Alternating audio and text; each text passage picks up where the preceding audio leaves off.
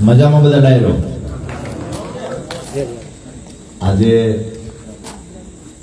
મંચસ્થ પર બિરાજમાન તમામ મહાનુભાવો, ખાસ કરી ભાઈ શિવલાલભાઈ હોય, ચંદ્રકાંતભાઈ હોય, ભાઈ બાવરવા સાહેબ છે,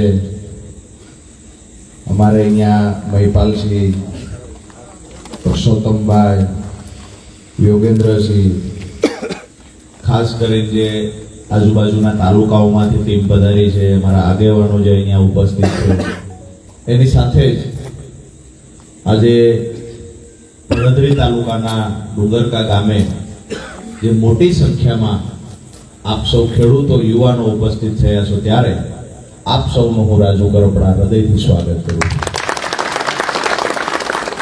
ગુજરાત જોડો જનસભા દરેક જિલ્લા પંચાયતની સીટ વાઇઝ આયોજન થયું છે, જેમાં ખાસ કરી સ્થાનિક મુદ્દાઓ જે છે એ મુદ્દાઓને કેમ કરીને વાચા આપવી, સ્થાનિક જે નેતાઓ છે એના મારફત ત્યાં જઈ અને લોકોને મળવું.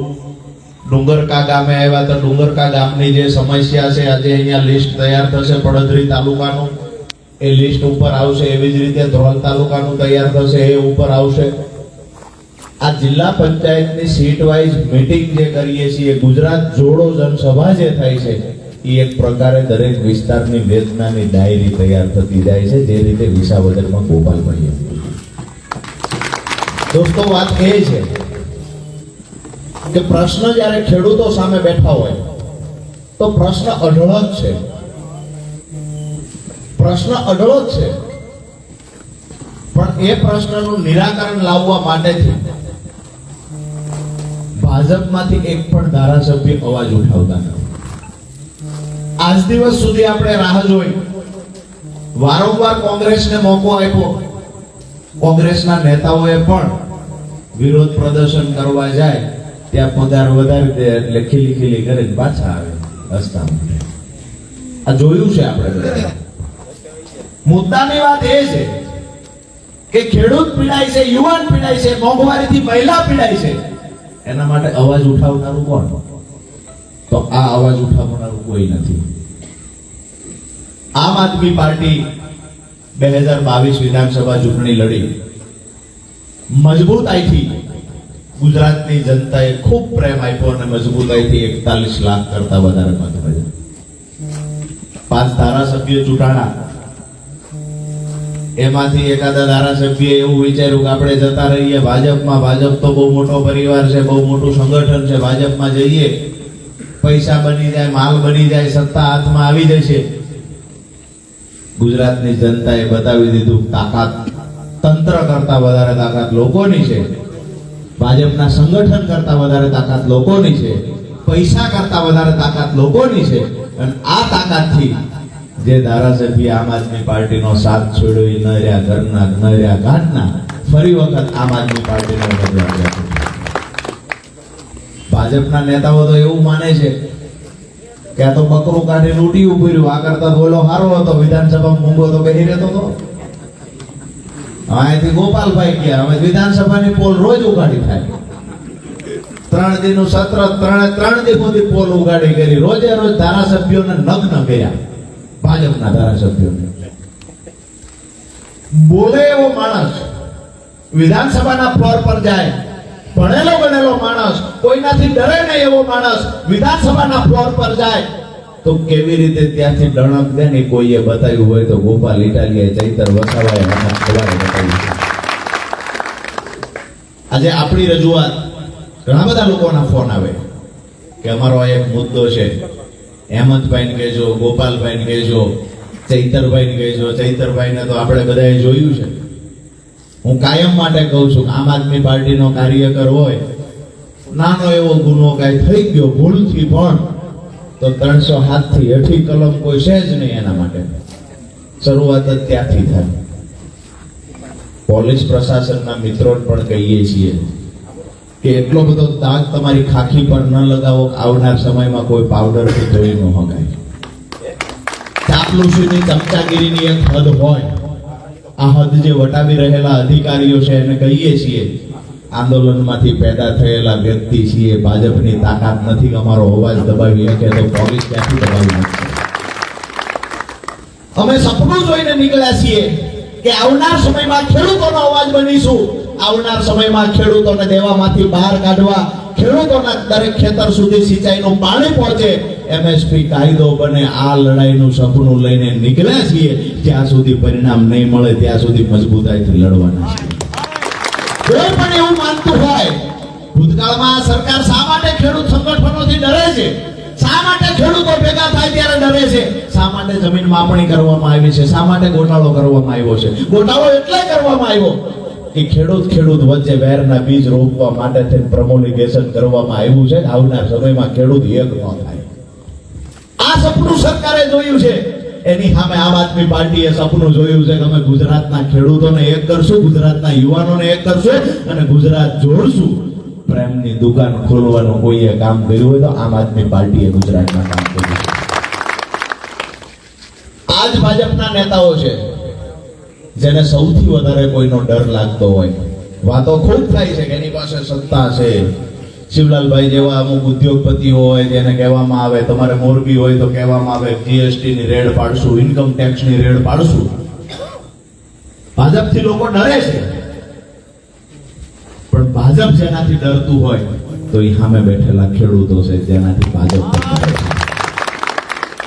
કોઈ દિવસ 56ની સાથેની વાત થતી, કોઈ દી કે પાછું ડગલું ન ભરે. ઓલા પંજાબના ખેડૂતો બેસી ગયા એટલે 56ની સાથીમાંથી 37ની થઈને ખેપટ વગાડી ગયા. ત્રણ કાયદા પાછા લઈ લીધા. એ કે વધુ કઈ જોઈએ તો ગયો એમ. પેલા ખેડૂત કઈ ગયા છે ખાલી પંજાબ હરિયાણાના ખેડૂત છીએ, આવનાર સમયમાં તમામ રાજ્યોના ખેડૂતોને એક કરીશું. દોસ્તો, આ લડાઈની વાત છે રાષ્ટ્રીય. હું જે સપનું લઈને નીકળ્યો છું, હું જે તમારી સામે આજે વાત મૂકવા માટે આવ્યો છું કે આવનાર સમયમાં ગુજરાતના ગામડેથી ખેડૂતોને એક કરવા માટેનું સપનું જોયું છે. સપનું પૂરું કરવાની જવાબદારી તમારા માથા પર નીકળાય છે. પ્રશ્નો ઘણા બધા છે. સિંચાઈના પાણીની આજે વાત કરીએ. ડુંગરકા ગામે બાજુમાં કૃષિ મંત્રી છે, ભાઈ જ્યાંથી આવ્યા એની બાજુમાં સિંચાઈ મંત્રી છે. કૃષિ મંત્રીનો ભાગ, સિંચાઈ મંત્રીનો ભાગ, બેયની વચ્ચે ખેડૂતો પાણી વગર તરસે છે.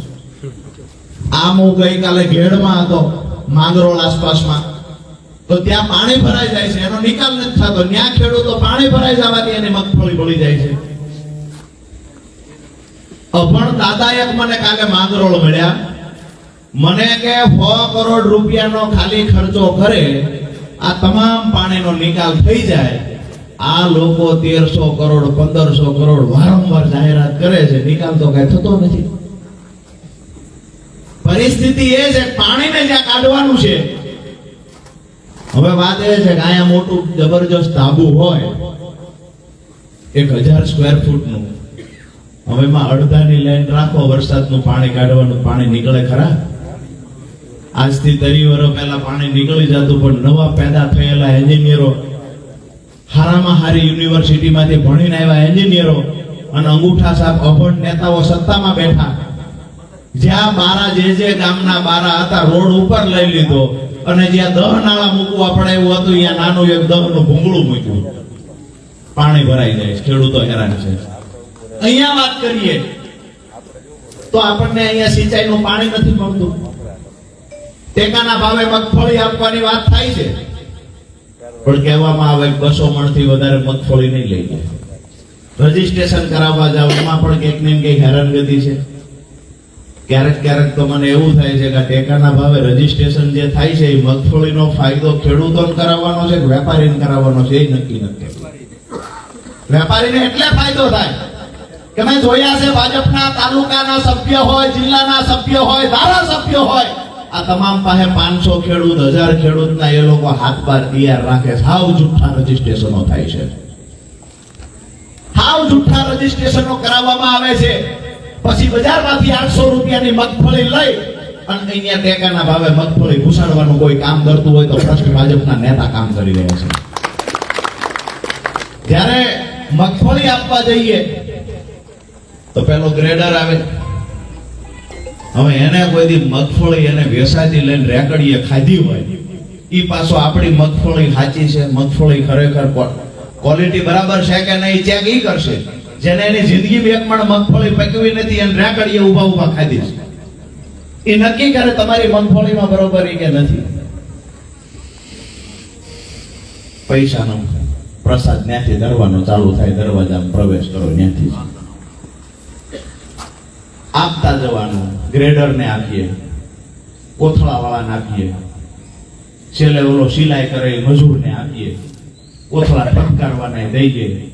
ક્યાંક ને ક્યાંક ઉતારો નથી આવતો એના પૈસા માંગે.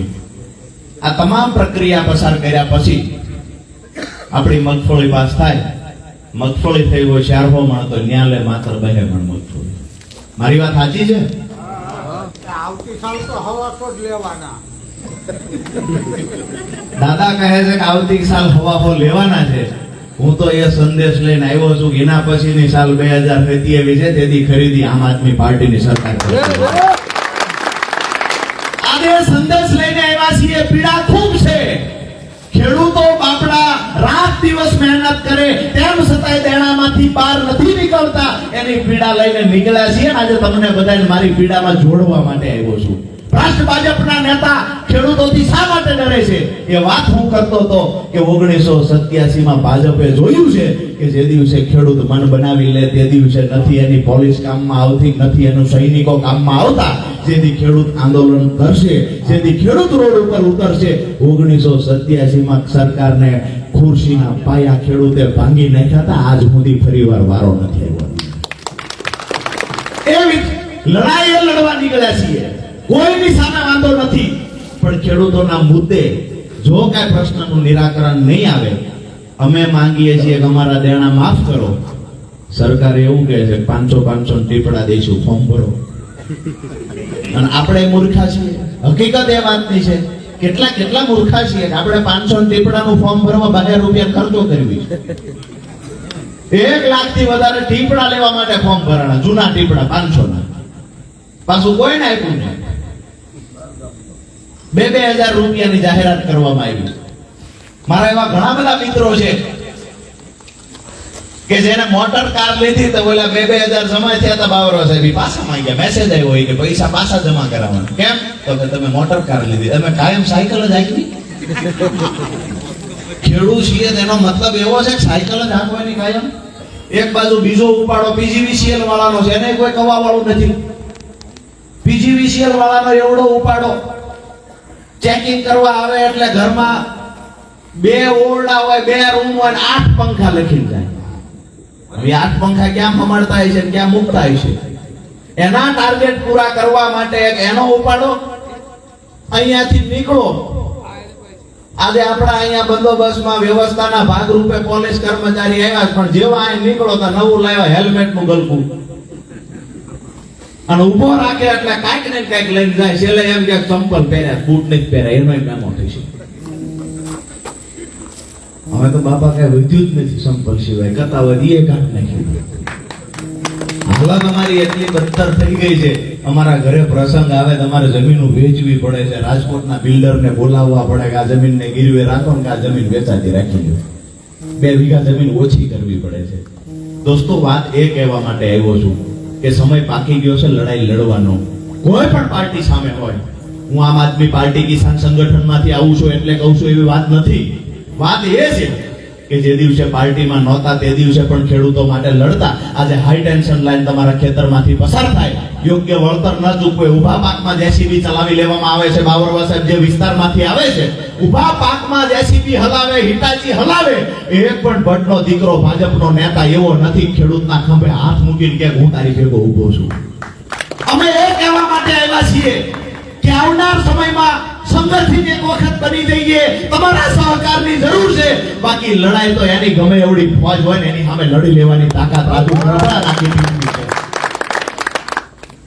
વાત એ છે કે જ્યારે પણ જરૂર પડે છે ત્યારે ક્યાંક ને ક્યાંક ખેડૂત વચ્ચે તું દલિત સમાજમાંથી આવસ, તું પાટીદાર સમાજમાંથી, તું દરબાર સમાજમાંથી, તું દલવાડી સમાજમાંથી આ ભાગલા પાડવાનું કામ પણ કોઈએ કર્યું હોય તો લોકલ ભાજપના નેતાઓએ કર્યું છે.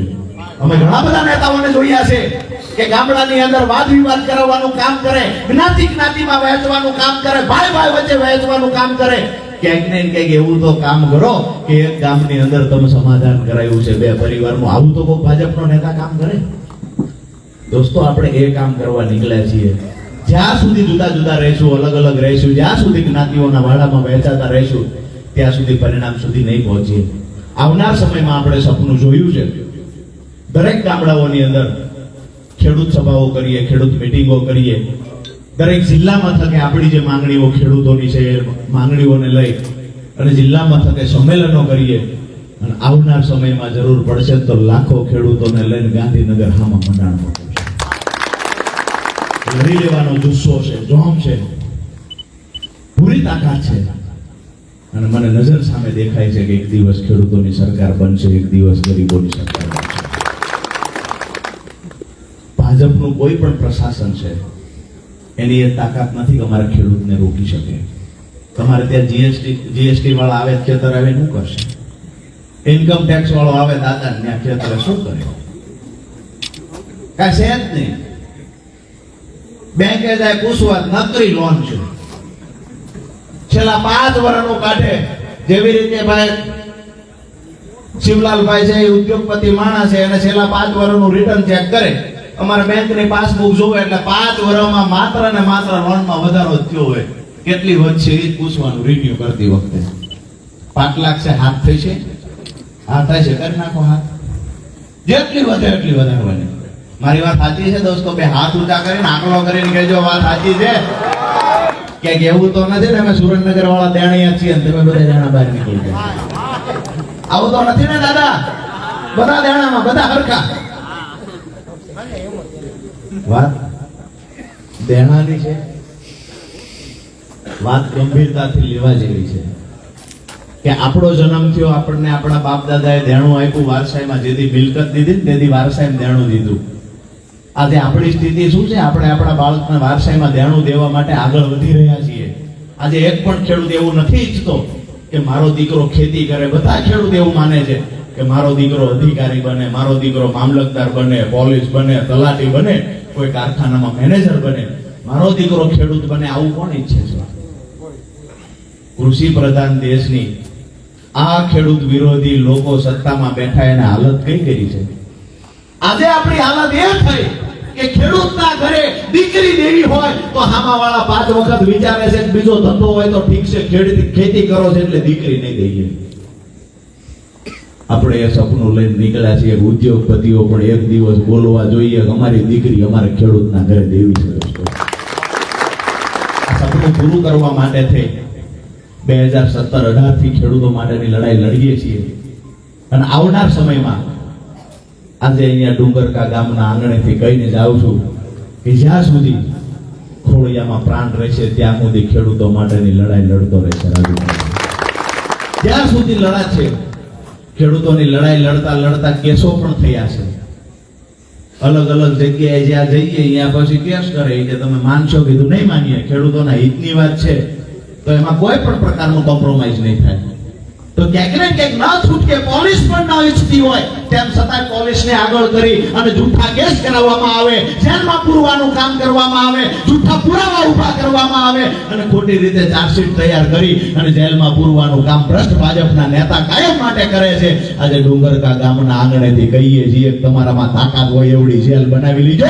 અમે ખેડૂતના દીકરા છીએ, ક્યારેય ઝૂકવાના નથી. તમારી આપ સૌને પણ વિનંતી કરીએ છીએ કે એક નવયુવાન, અમારે પણ પરિવાર છે, દીકરાઓ છે, મા બાપ છે. મારા બાપને પણ એવું હોય મારો દીકરો અહીંયા પરિવાર સાથે રહે, મોજ શોખ કરે. આ ઉંમર મોજ શોખની છે ને એ ઉંમર ખેડૂતો માટે, યુવાની ઘસી દેવા માટે નીકળી પડ્યા છે.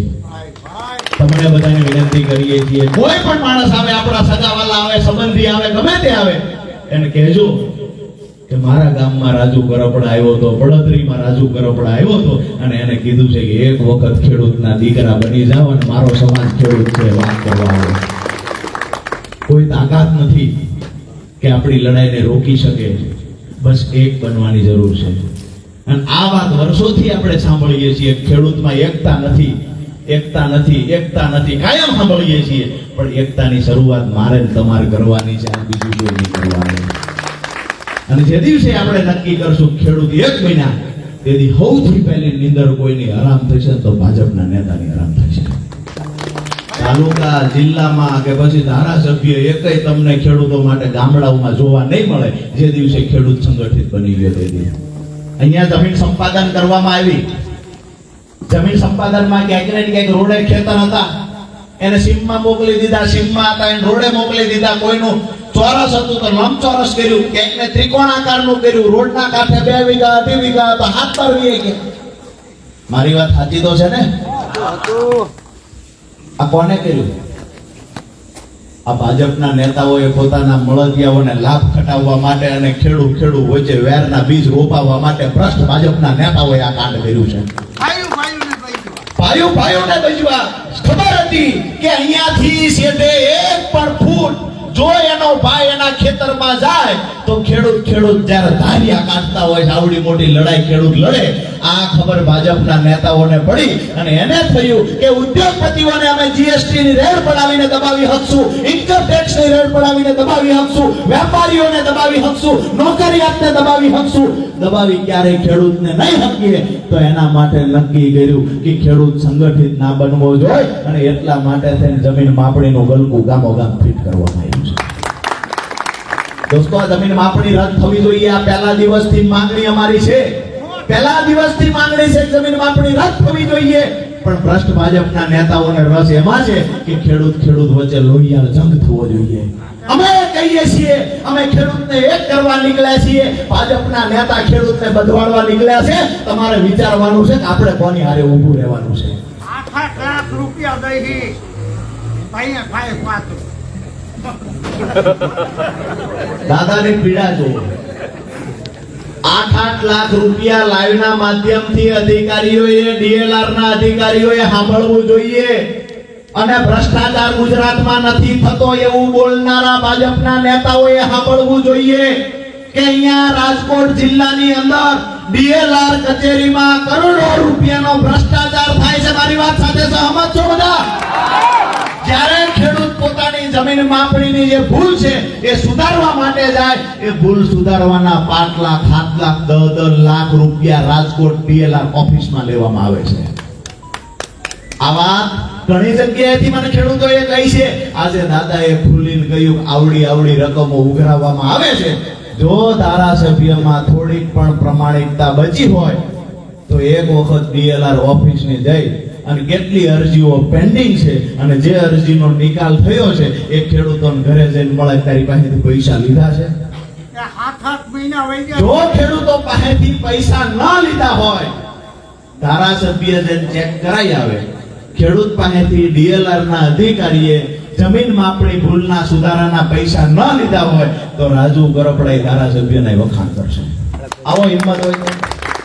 બાકી ધારાસભ્ય એવું કે કોઈ મંત્રી એવું કે ક્યાંય પણ ભ્રષ્ટાચાર થતો નથી, રાજકોટ ડીએલઆર ઓફિસમાં ખેડૂતો પાસેથી જમીન સુધારાના પૈસા ઉઘરાવવામાં આવતા નથી, આવું કોઈ ધારાસભ્ય જાહેરમાં આવીને બોલે રાજુ ગરપડા ખેડૂતોને લઈને એની ઓફિસે દેશે.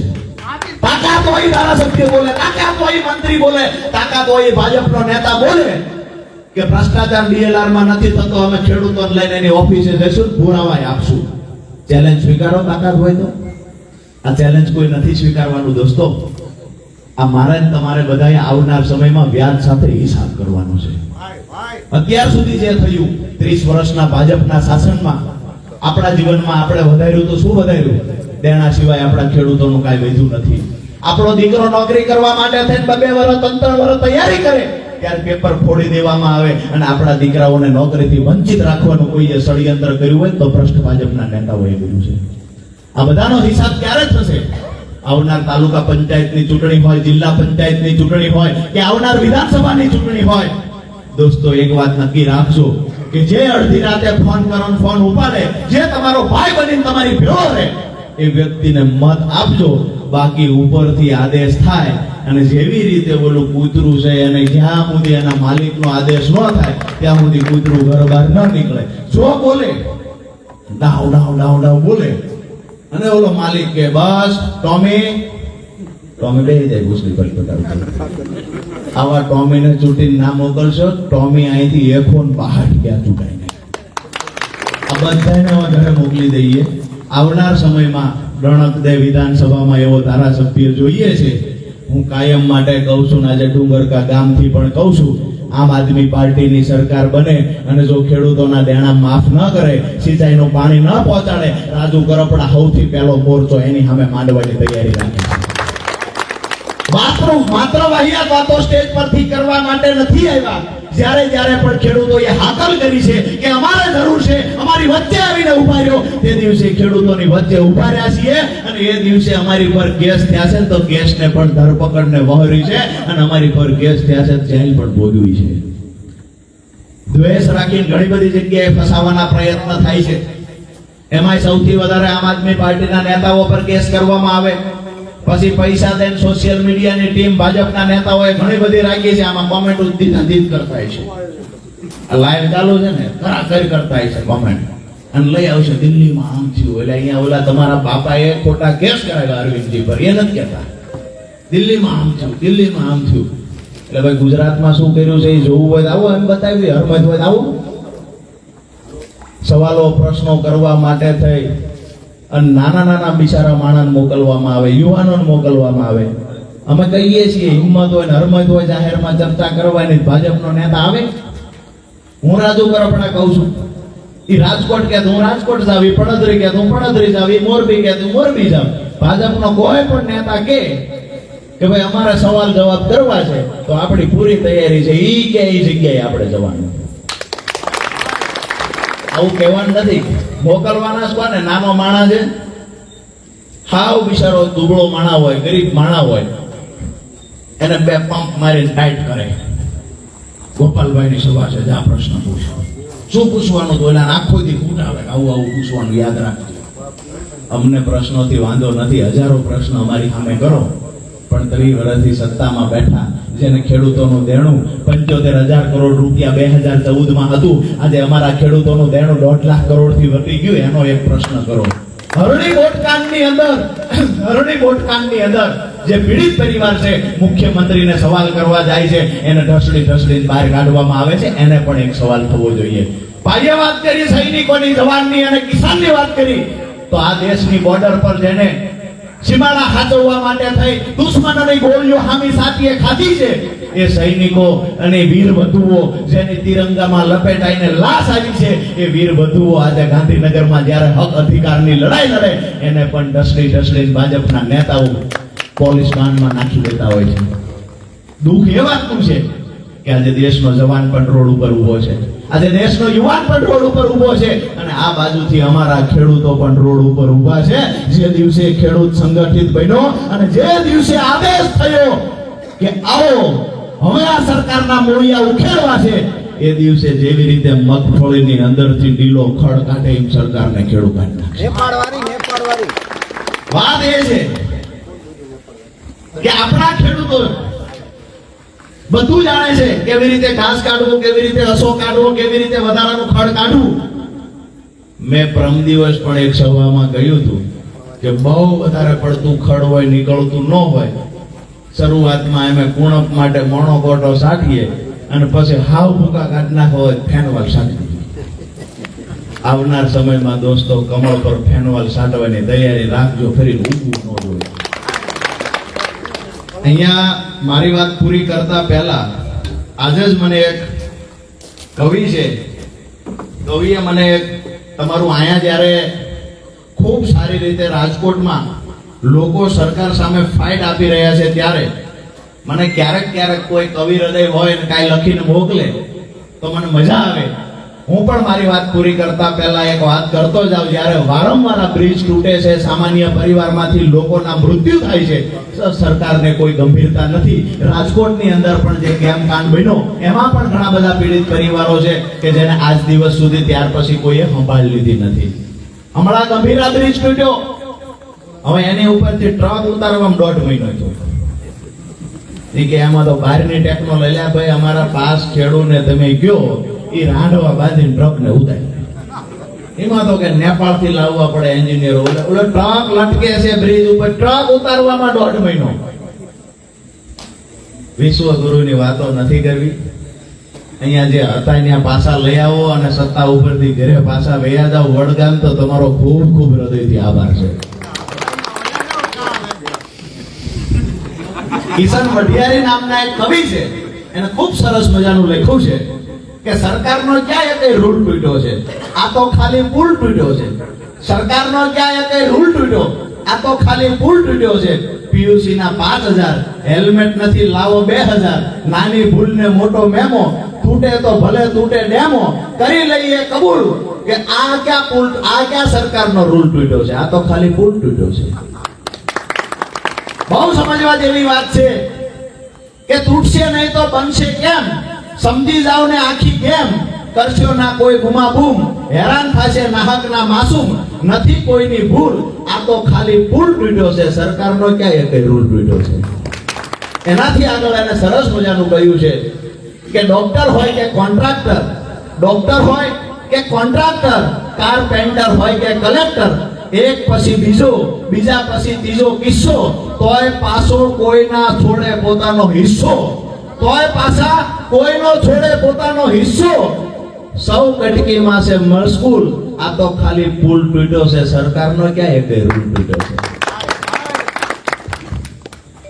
દોસ્તો, બધી વાતો આપણે કરી, પણ આજે એક મન બનાવી લેવાનું છે કે જ્યારે જ્યારે પણ આપણને કોઈ આપણી ઓળખ પૂછશે તમે કઈ જ્ઞાતિના છો, તો આજથી એક આપણી ઓળખ આપવાની છે કે હું ખેડૂત જ્ઞાતિનો છું. તમારો કયો સમાજ છે? મારો સમાજ ખેડૂત છે, ખેત મજૂર મારો સમાજ છે. અહીંયા બેઠેલા તમામ લોકો ખેડૂત છે, તમામ મારા પરિવારના સભ્ય છે. હું ખેડૂતનો દીકરો છું, ખેડૂત મારો સમાજ છે, અને ખેડૂતને બચાવવાની લડાઈ લડવી એ મારું કર્મ છે. આ સિદ્ધાંત સાથે આજે અહીંથી અલગ પડવાનું છે. આવનાર સમયમાં જ્યારે જ્યારે પણ જરૂર પડશે ત્યારે એકબીજા મળતા રહીશું. ભાઈ રમેશભાઈ છે એ પણ અહીંયા ખૂબ મજબૂતાઈથી લડ્યા છે, ભાઈશ્રી પણ અહીંયા ખૂબ મજબૂતાઈથી લડ્યા છે. ખાસ કરીને દુઃખ સાથે આજે એ વાત કહેવી પડે કે એટલા બધા મજબૂતાઈથી લડ્યા કિસાન સંઘની અંદર કે આ સરકારને બેહારવાનું કામ એ લોકોએ ક્યાંક ને ક્યાંક કર્યું.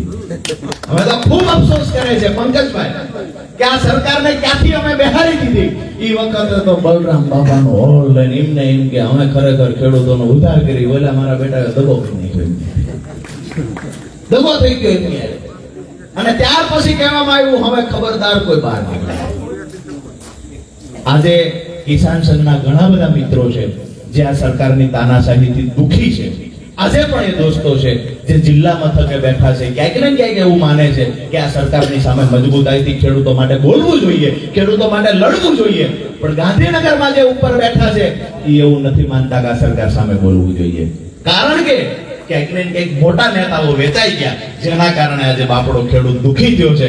આવનાર સમયમાં તમામ ખેડૂતો માટે લડનારા ગુજરાતના તમામ નેતાઓ, યુવાનોને હું રાજુ કરપડા વિનંતી કરું છું, ટૂંક સમયની અંદર ગુજરાતભરમાંથી ખેડૂતોને એકત્રિત કરવા માટેનું આહ્વાન કરવા જઈ રહ્યા છીએ.